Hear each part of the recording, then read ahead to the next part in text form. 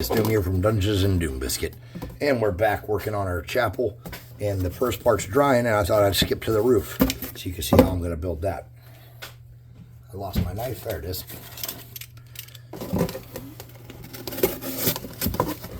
So essentially, if you measure each slope inside of the roof, they're about 4.5 by 9 inches is what the diameter, or what the dimensions of each roof panel that I want to make are.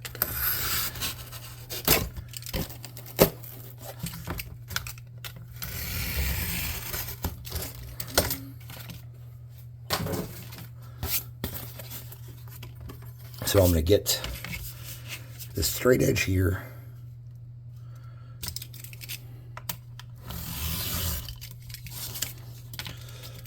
Then I'm going to get my square.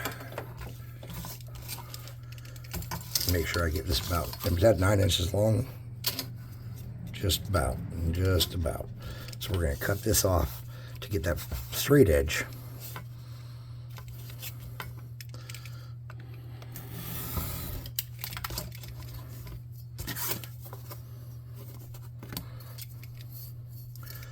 All right, let's do our 4.5 first, because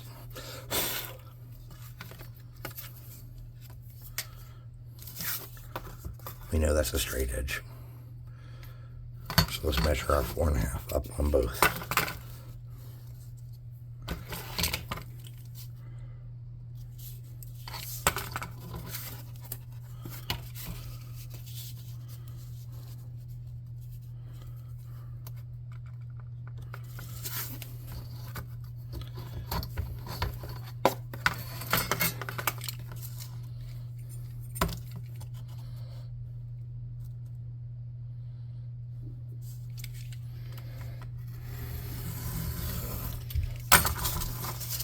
And we wanted this to be 9 inches this way.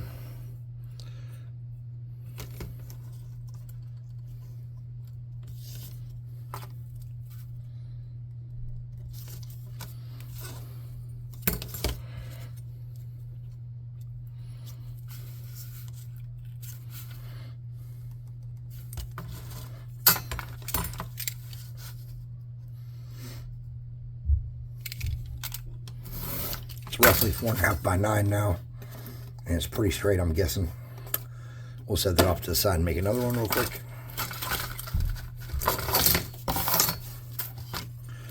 We'll use that straight edge again.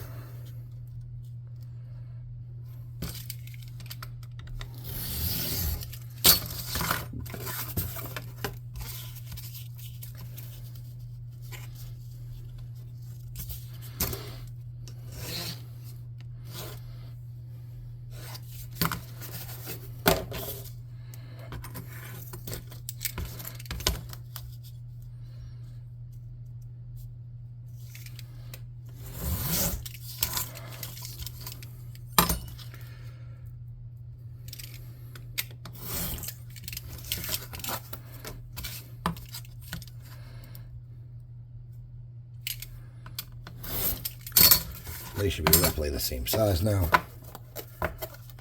Nice. All right.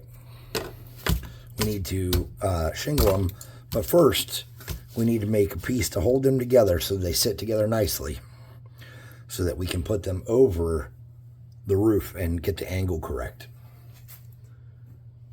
So to do that, we're just going to get this here, and we're going to cut an even 1-inch strip out of it. We're going to score it, and we're going to mount it.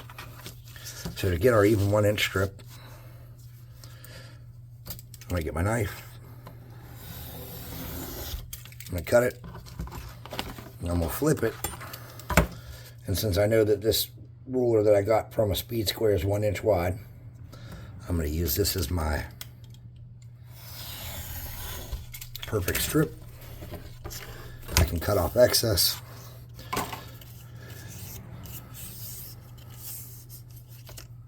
I'm going to put this about halfway across that. No.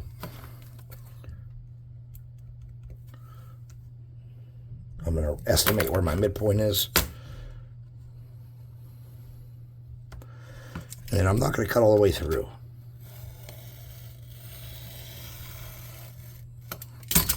I'm just going to score it.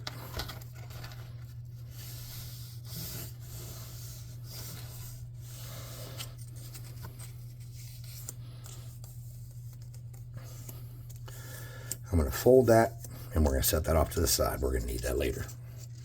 All right, so for our panels, we want these to be sturdy and to look like shingles.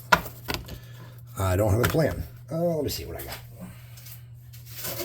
I have a little bit of foam board, which is not going to be enough. I have, how long is a popsicle stick? Not long enough. Well, maybe it would be. Okay. Plan 12. We're going to put a bead of glue in here. We're going to get that piece. We're going to leave a gap of about 1/8 of an inch and glue that down. And we're going to snip off this excess.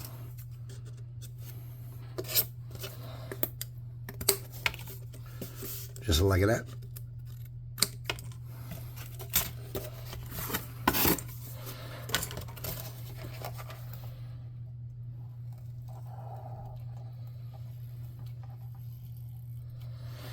We're going to do the same exact thing. We're going to mount it about 1/8 of an inch from that fold.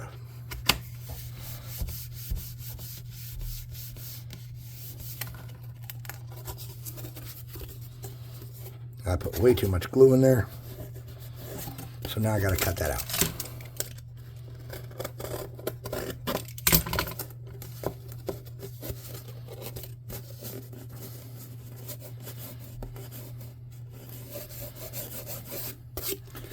Damn you.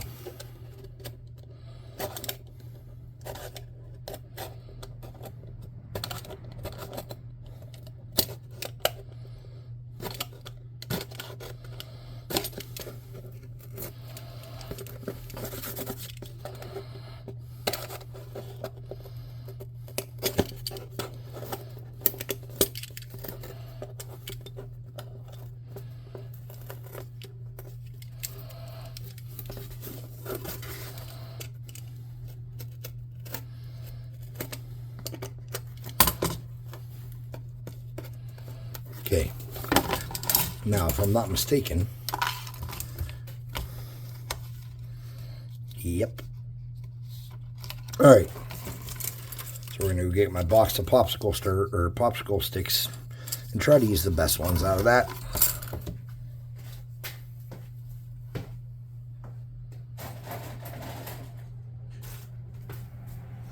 And let me get my good cutters, or my big cutters, I should say. They're really not good.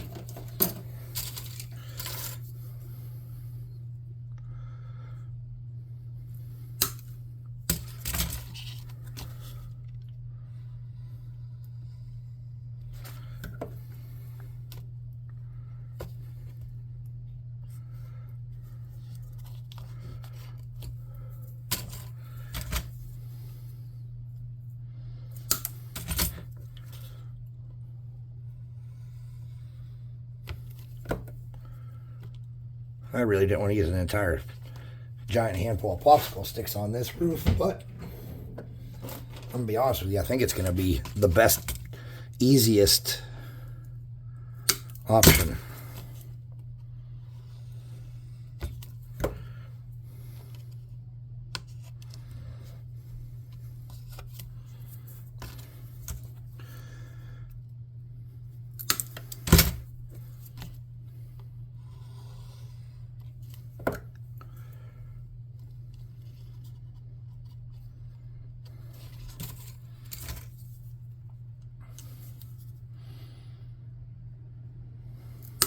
All I'm doing is trying to take that little bit of a round part off the edge there.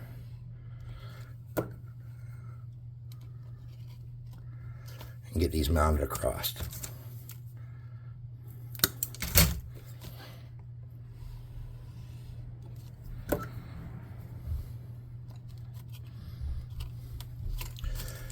And then we're going to mount, once we get this to the exact shape where it fits snugly on that roof, we're going to make it stuck in that shape. And then we're going to make the little like bell tower thing that goes on there.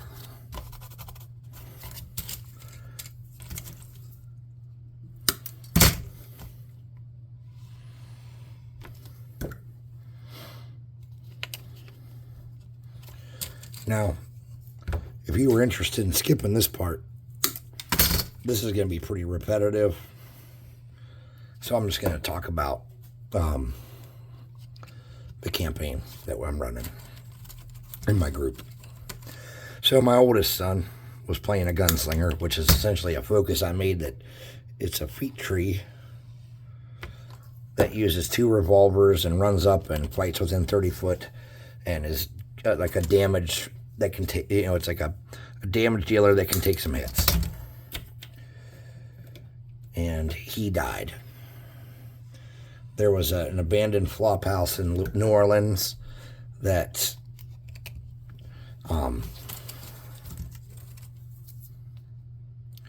had some sleeping vampires in it, and he tried to sneak in, and they dragged him in and killed him. And then at the end of the night, another gentleman who was my best friend that I grew up with is playing some kind of performer, entertainer, minstrel type in the Old West, and he goes from saloon to saloon, and he's got a thing for married women. It's got him into trouble. And he died. He became a vampire, and they ended up killing him. Well, anyways, they started out in this town called Prosperity. And Prosperity was kind of like a purgatory deal. And that's kind of how I introduced them to the tone of the campaign and the epic fight, epic struggle between good and evil, and had them pick a side. There were some crossroad demons and a guy who could hear angels singing in his head and a bunch of stuff that got them story told to them. The mayor of the town, I think I told that story when I was building the jail or one of the other structures. Maybe it was the saloon, had made a deal with the devil, giving his immortal soul to keep his town going forever. Well, he broke that deal because when the forces of evil ordered him to stop helping people save their souls, he didn't really fulfill that. And on top of that, unbeknownst to everybody except for his wife, her husband was actually a werepig because he was having affairs on his wife with the girls at the brothel. So she had made a deal with the crossroad demon that if he wanted to act like a pig, she wanted him to be a pig, so he was a wereswine. They ended up having to put him down anyways before the town kind of fell apart, and they made their way to where they are now, Louisiana, New Orleans.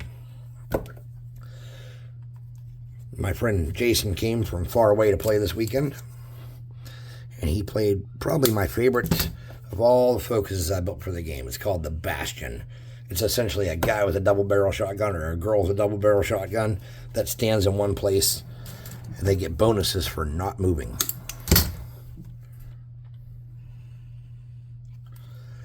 I absolutely think that is one of the most fun things that I designed.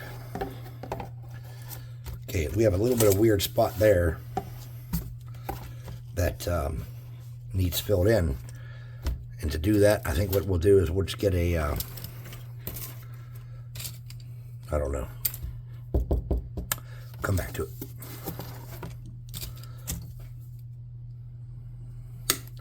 Now, Lady Doom is playing a tracker, or I can't remember what it's called, but essentially they track people, they hunt animals, they have traps, they have a pet. They're like a D&D ranger kind of.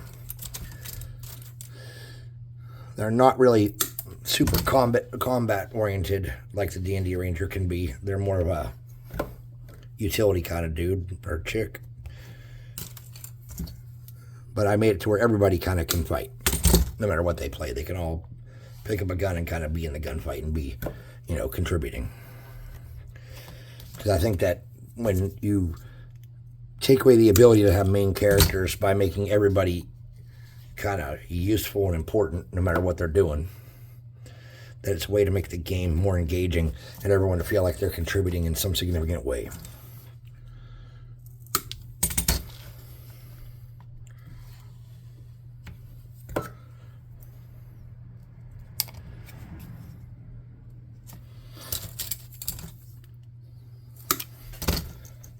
Getting more glue. So anyways, they fought a giant anteater in a mine.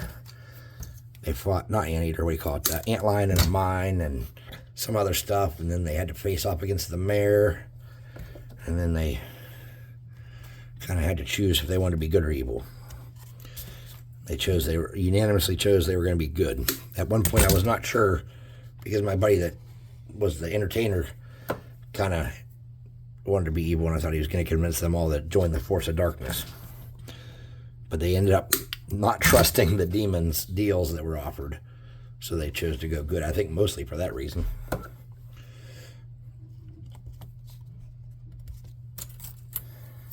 Though I don't really know. I wasn't in the conversation.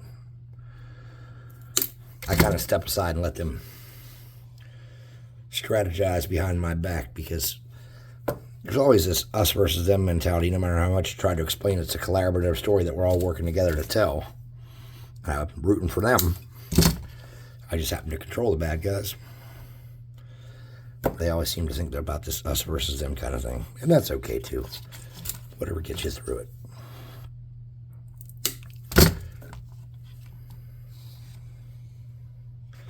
So my son made a new character who's a rifleman. And a rifleman's a dude that runs around with a carbine. And he's very mobile. And he's good at like getting cover bonuses and taking pot shots. He has the ability, the rifleman can slow people when they get shot and do other like things that kind of debuff them and hurt them at the same time. And they're so mobile, they're hard to pin down. So he built one of those. And he built like a guy who's kind of like at the end of his career. He was a bank robber who retired.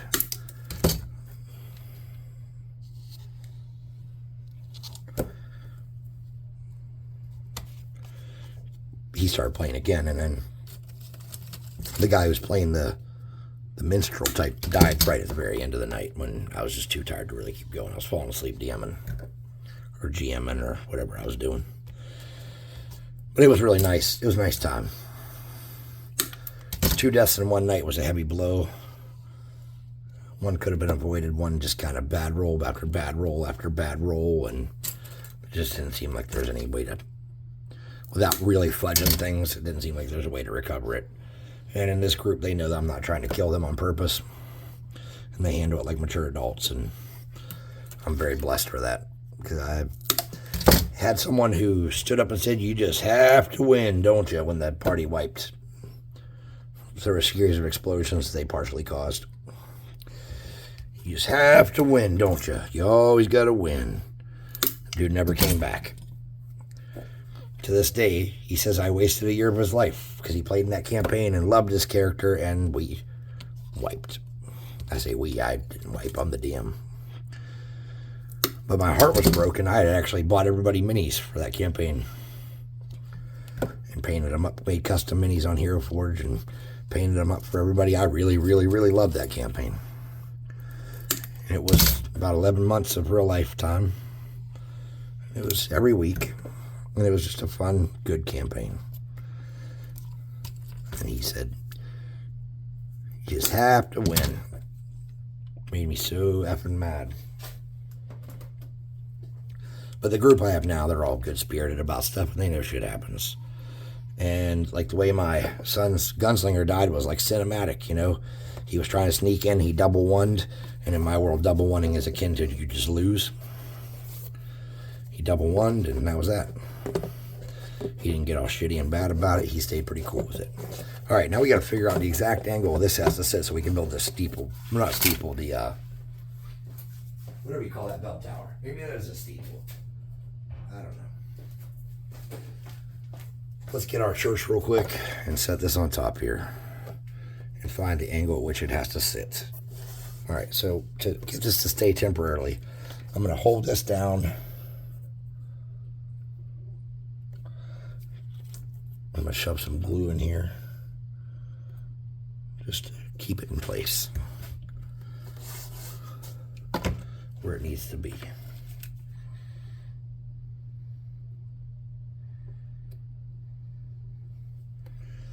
All right. I'll let that sit for a moment. Oh, it's kind of coming apart, which I don't want it to do. So what I'm going to do temporarily to hold it in place is I'm going to get some of these things. I'm going to get a dab of glue here.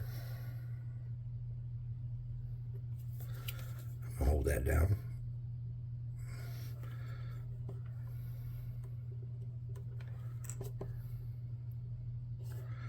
And this is just going to temporarily hold it where I need to be till I can get the inside sorted out.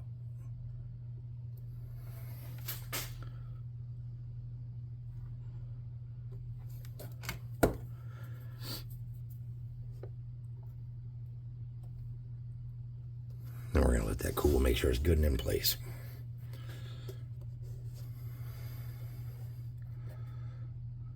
Okay. Oop, why am I unable to get this off of here? There we go. Let's make sure that fits on there again. Sturdy and good and doesn't move. All right. We're going to come on the inside.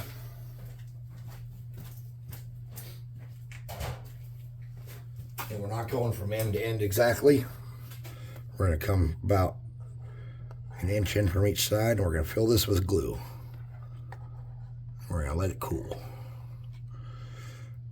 Now I'm just going to get a couple little spots where it's a little fatter.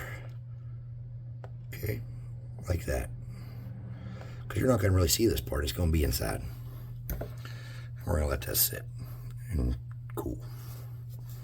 We'll set this over here.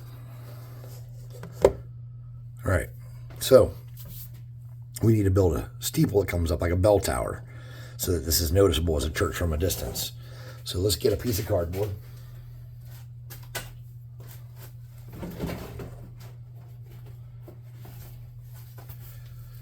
And let's figure out about how wide that needs to be. I'm thinking it needs to be about 2 inches all the way around. So to do that, let's get some cardboard flattened. We'll make it 2 by 2 by 2, and then we'll have a groove coming out of it where it's to the roof and we can attach it.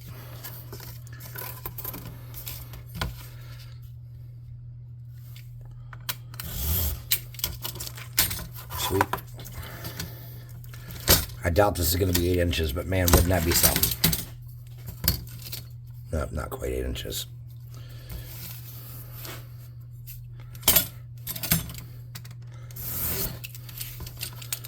That means we don't have to make it 2 by 2 by 2.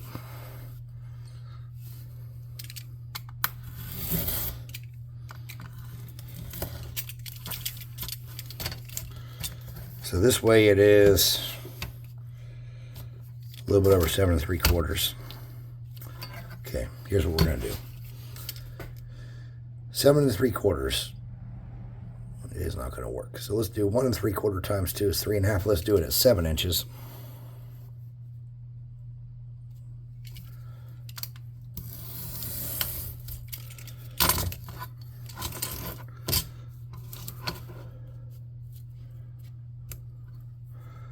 Pen 1 3/4, 3. Wait, no, it's gonna be 3.5. Sorry. So 1 3/4. That's 1.5. 1 3/4. 3.5. 5 1/4.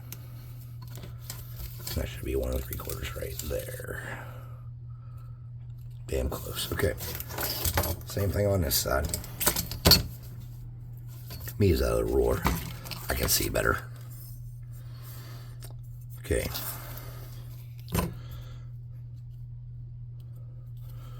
1 3/4, 3.5, 5 1/4. I want this to stick up above the roof about 2 inches. So what I'm going to do,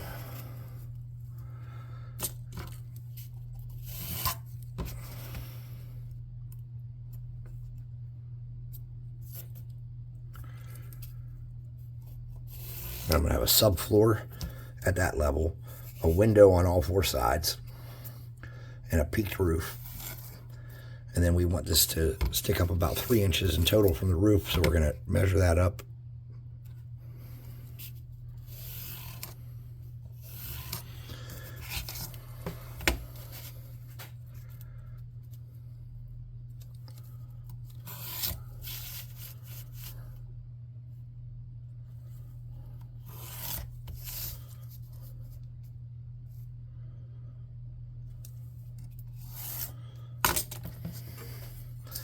And then when we fold this and close it, well, we can cut it into individual strips, really.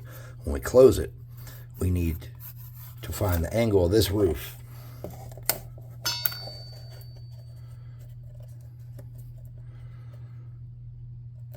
So that we can glue it on here.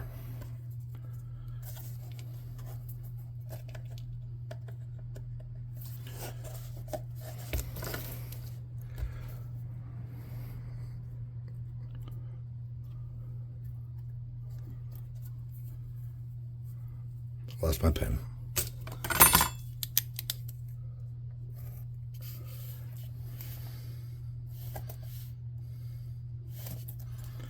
All right.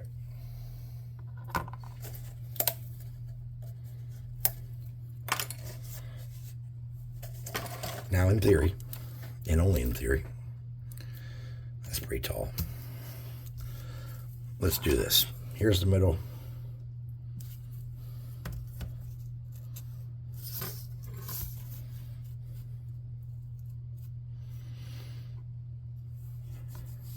I don't know. I don't know how to do that.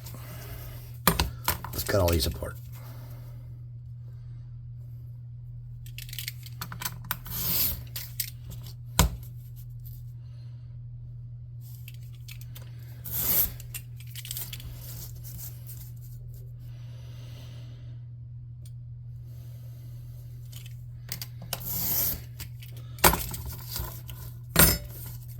Let's cut all these apart. Let's come up here. Take a look at this. If we go from that inch there, we set that right on that point and make sure this is even.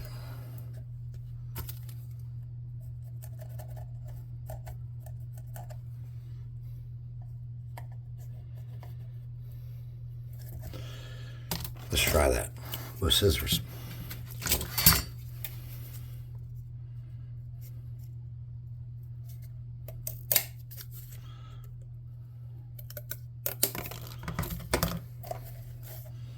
Okay, we'll make one more of those.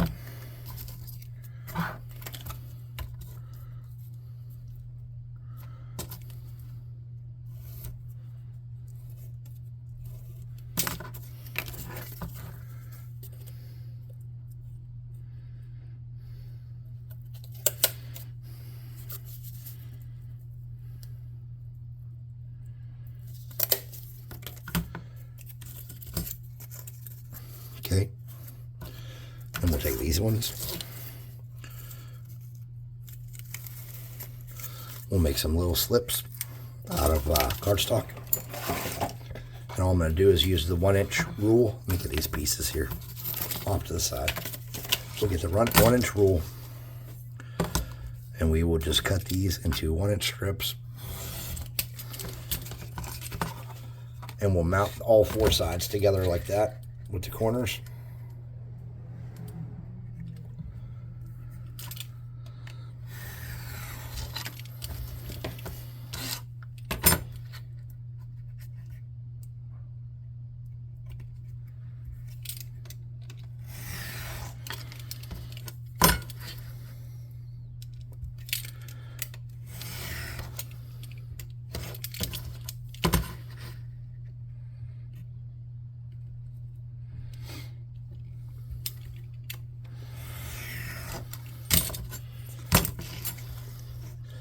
All right, so what we want to do is we want to score these in such a way that we can use them as corner pieces for these. So to do that, we're just going to generically mark where we think the halfway mark is. And we're going to cut halfway through it.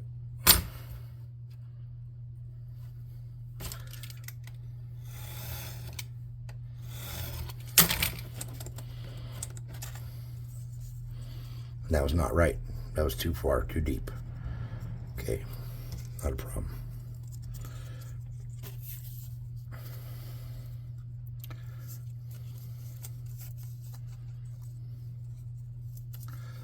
New plan. Easier plan. Much easier plan. This level here. A little bit of tape.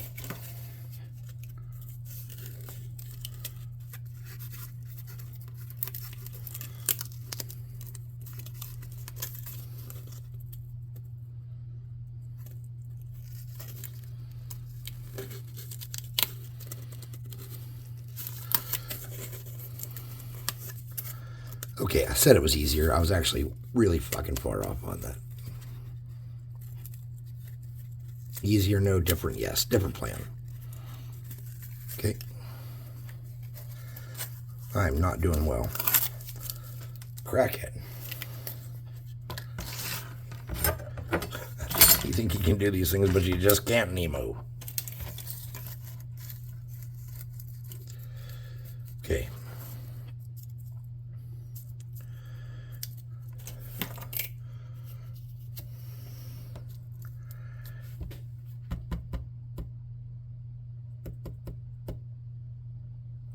All right, let's cut the bottoms of these off so they're easier to deal with for sure. Let's run a bead of glue. Oh, we got to cut windows in them. Okay, so that's the top. Let's cut the windows.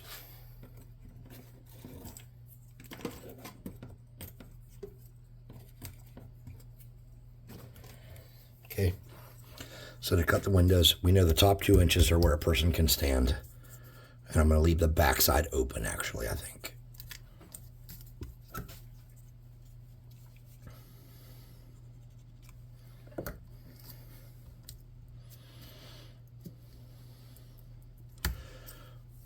The back side will be this.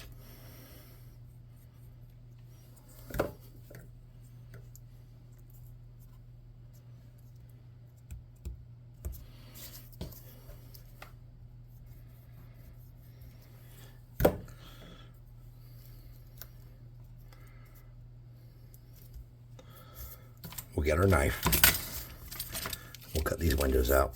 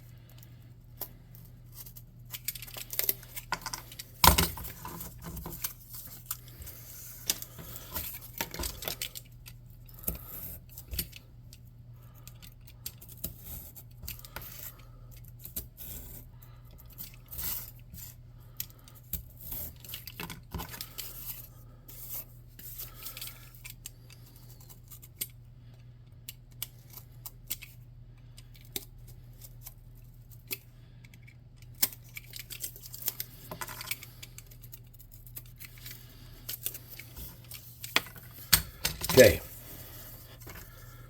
so what I'm going to do now to make this work is I'm going to put a thin bead of glue here. I'm going to lay that face down like that. I'm going to set this piece right up against it like that. Okay, I'm going to get a thin bead of glue on the inside there to hold it.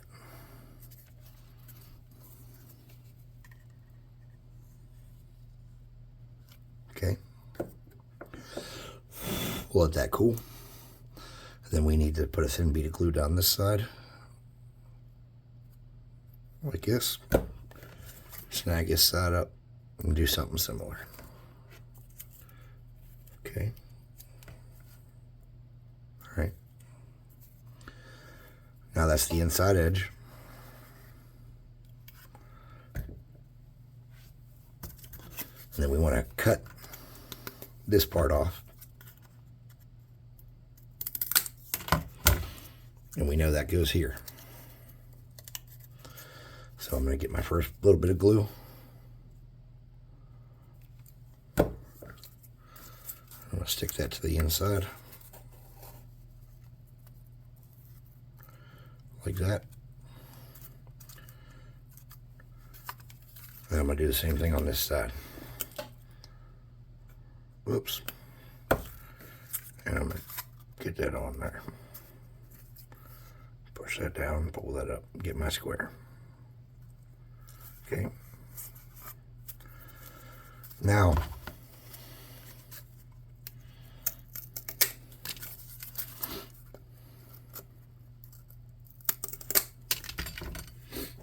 let's see if it fits. For some reason it does not. So what did I do wrong? I know what I did wrong. Now let's try it. No, still not right.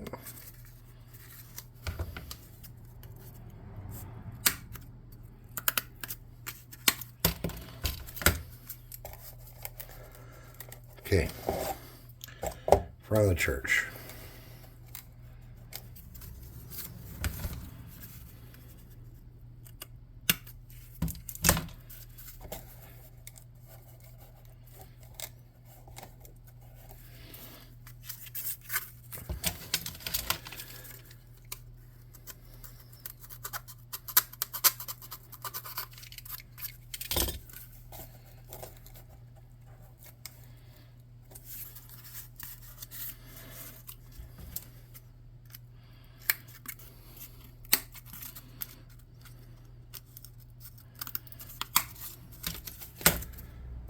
All right, it took a little bit of snipping, that's all.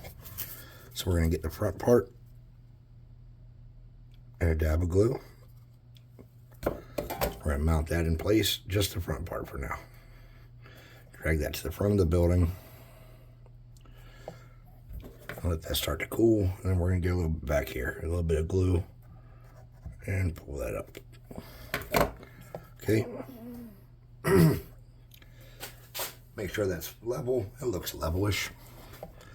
I'm going to get in here and I'm going to reinforce that and just let the glue run down a little bit. And to make sure this is sturdy all the way around and mounts upright. Why is that crooked? The hell, man. All right, anyways. We're going to snip off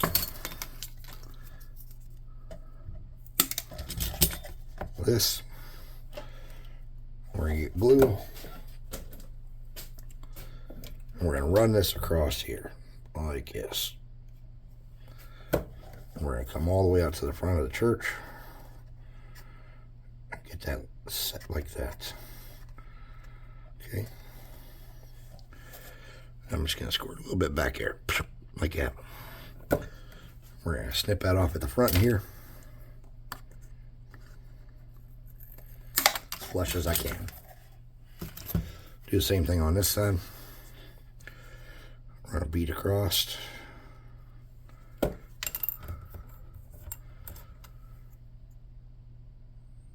Like that. And kind of get it in place. I'm going to come behind here and squirt some glue back in there. Okay. I'm going to snip this off best I can on the front. Like that. I'm going to set this down. I'm going to come do these sides. So, I know I got to cut it about like that and glue it down. Oh, wait, I can't leave it like that, though. I got to cut this outside part off. Kind of flush. Let's dry fit it. Okay, something like that.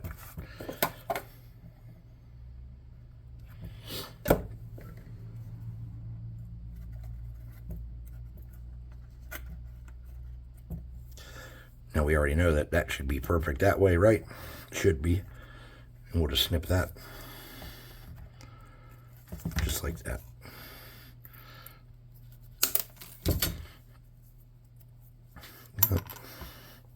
Now I lost the way it goes. Okay, something like that.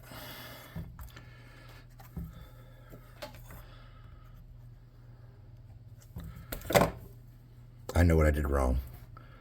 I'm bad at what I do. Figured it out. Game over. Now these are a little crazy and wonky, so we're going to get the small shears wherever they are. Snip that off.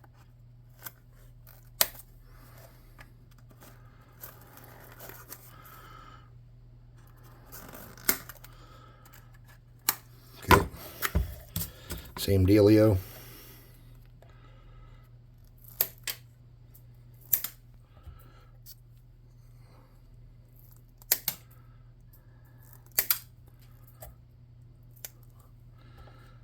Measuring up, make it fit. Mark it with a pencil.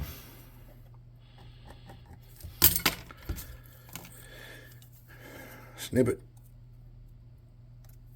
Maybe a snippet.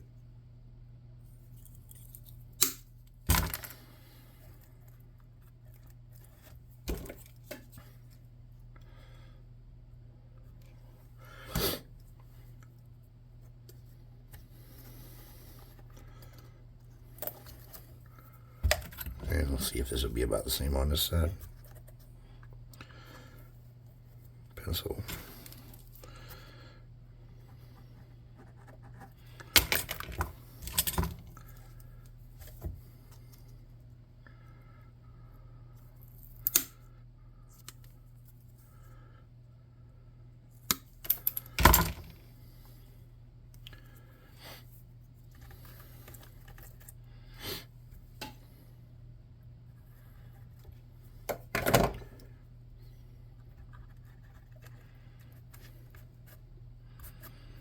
Okay.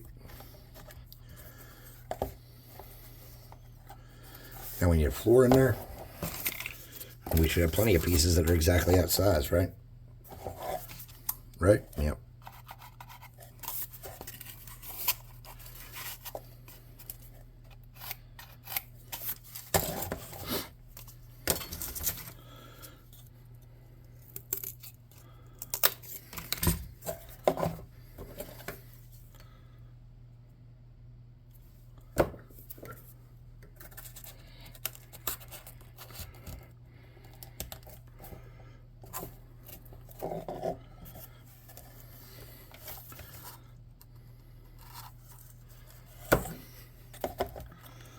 All right, now we need to clean up these edges. We need some popsicle sticks for that. I'm just going to snip these off at an angle that could be good and call it a win.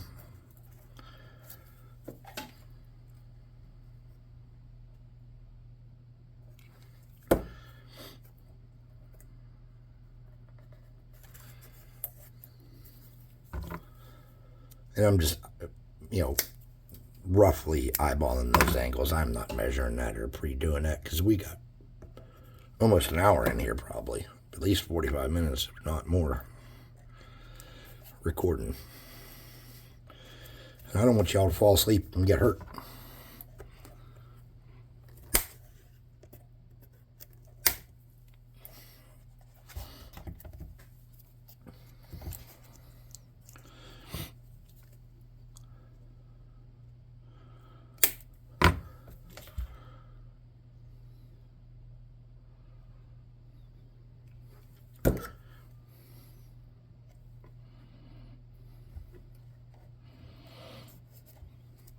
And again, this stuff does not have to be exact.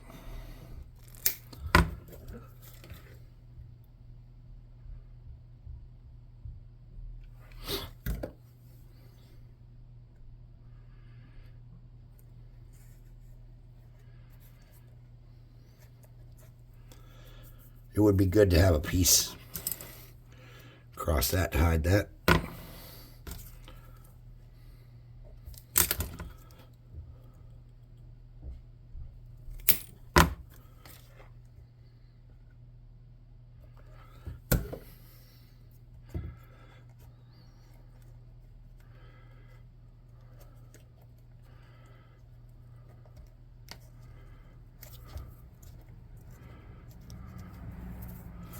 And we'll snip off those two little bits.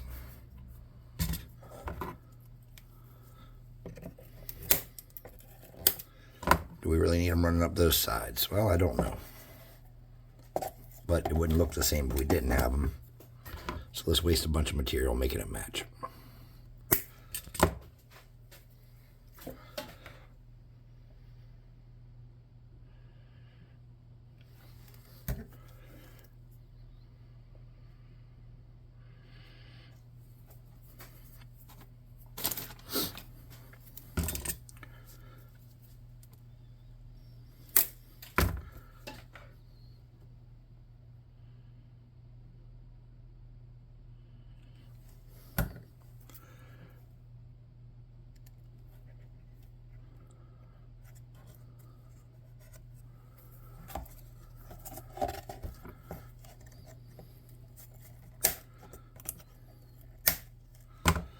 Now, if you get on a bigger Facebook group with a lot of crafters,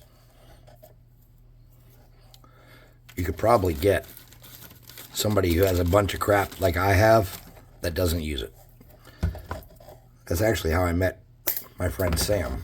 I was on a Facebook group and I'm like, hey man, I'm an old fucking poor person trying to craft some shit. If anybody's in the Ohio Valley where I live and has extra stuff you don't need, hey, hook me up. Miniatures or parts of miniatures, old toys, whatever. That's how I made my friend Sam. Sam's pretty much family.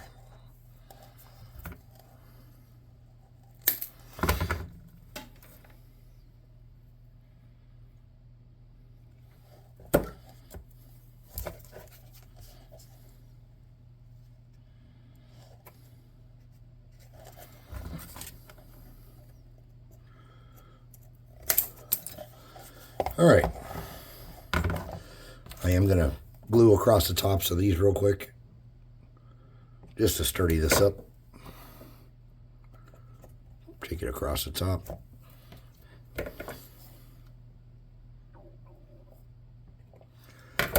That's my stomach telling me it's time to go eat something. Mrs. Doom gave me dinner, or offered me dinner, and I said no thanks. Oh, that'll learn me.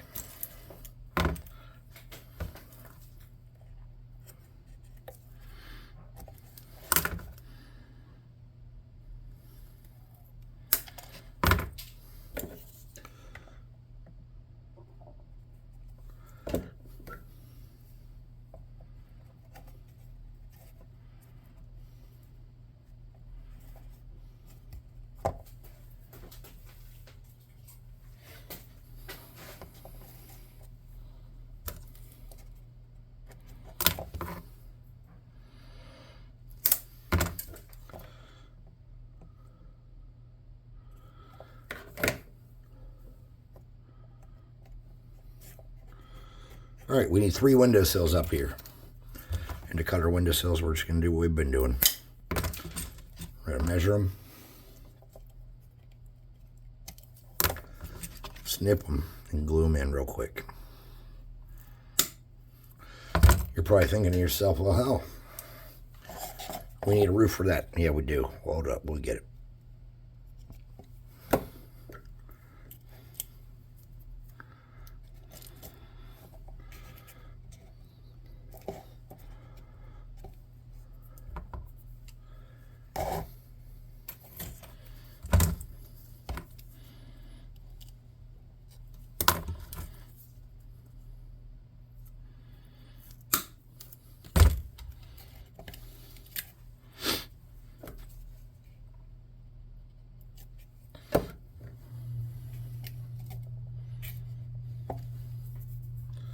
And one more of those.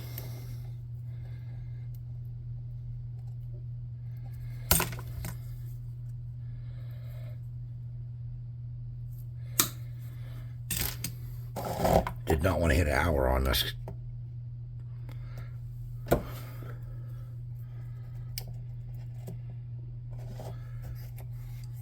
But this is a set piece I do plan on using a lot for this campaign. Even though every town's going to have, obviously, a different chapel, every town's going to have a chapel. And you can just kind of use it again and again and again, and it'll be all right.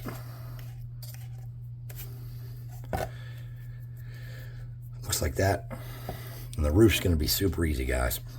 All we're going to do for the roof of that is we're just going to cut 4 triangles.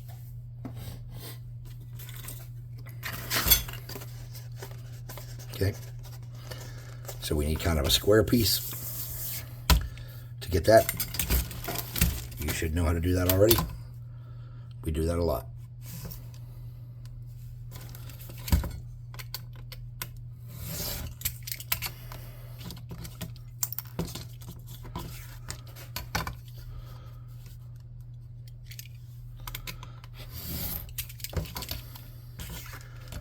We need a square. So we need, we're going to do a 4-inch square.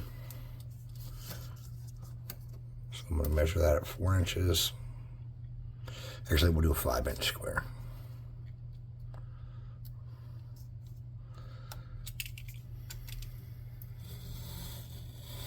Shit. Of course that moved.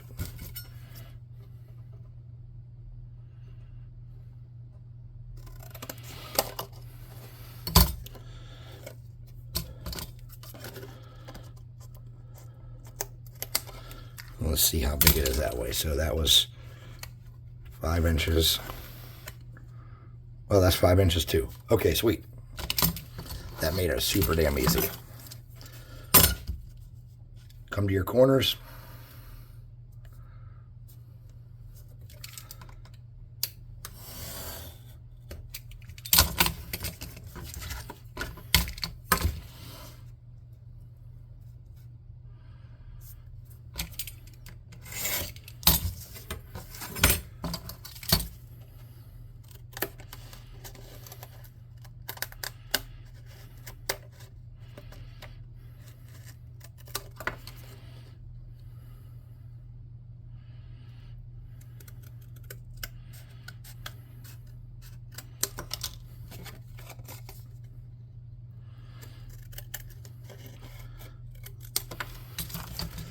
Then you're going to need to put a popsicle stick along the bottom of each of those, or a coffee stirrer or something, to make sure that it stays flat and straight. So I'm just going to put one on each bottom of these. Pull that taut. We're going to get our snippers. Snip those right off on that angle.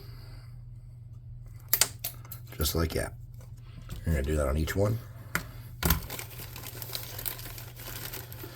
Don't be mean to people. Don't be like me. Don't tease people or pick at people or call them names behind their back like I've done. Because there was a lady who I thought was a complete and total bitch. I just couldn't stand her, and it seemed like nobody else could either.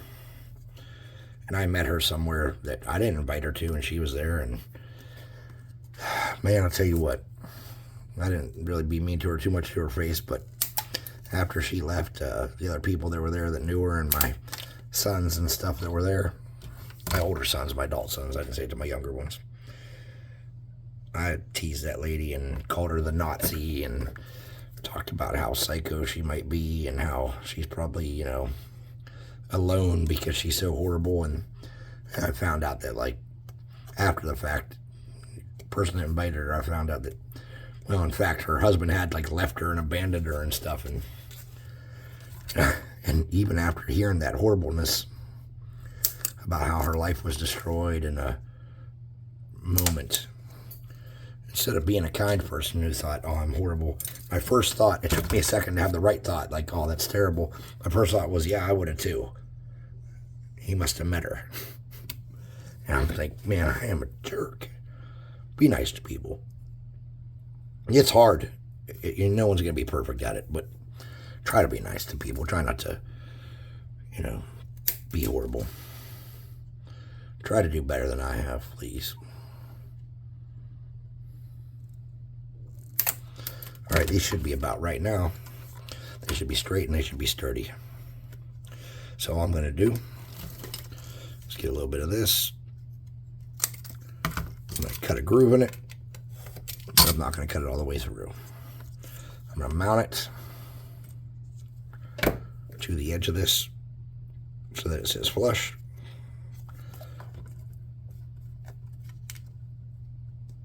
Just like that. Then I'm going to come here. I'm going to do the same thing. I'm going to do it there. Okay. I'm going to mount it so it sits flush. Okay. I'm going to get another one. Same deal. Cut a groove in it. Not all the way through. Mount it so it sits flush.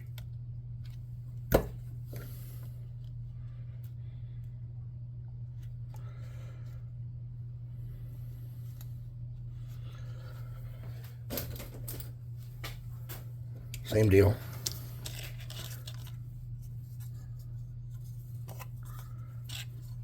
What am I doing wrong here?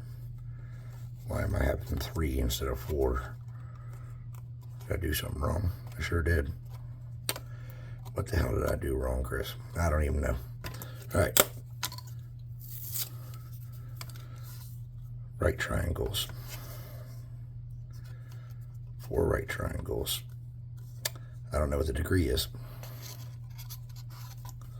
No problem. No problem at all. Pull that off. We'll ignore it. We'll ignore it completely.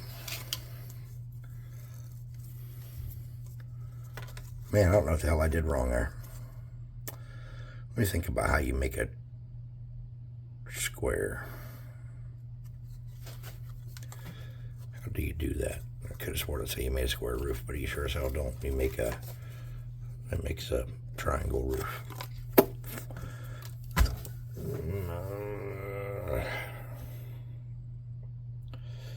180 divided by 4 is 45.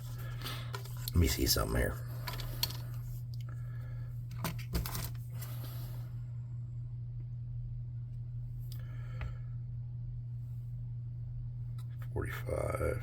This is 90. 45 is 1/2.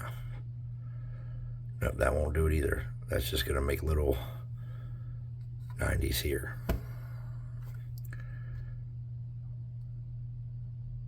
All right. So here's what we're going to do.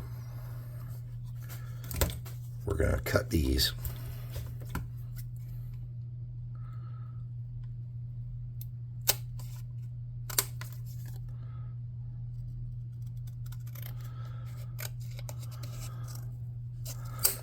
Like that, and see if that'll do it.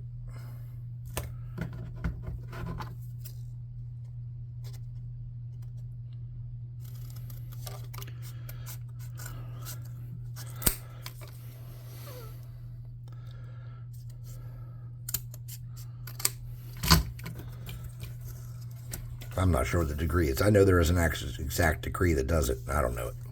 All right, so we're going to take those 2 roof pieces that we have there. They're pretty similar, I think. We're going to snip that one off so it matches. We're going to put those across from each other like that. Shit. All right, it's been an hour. We'll come back and do this in another part. When I paint up the other one, I'll tell you how I better figure out a damn roof. Thanks for watching. We'll see you next time.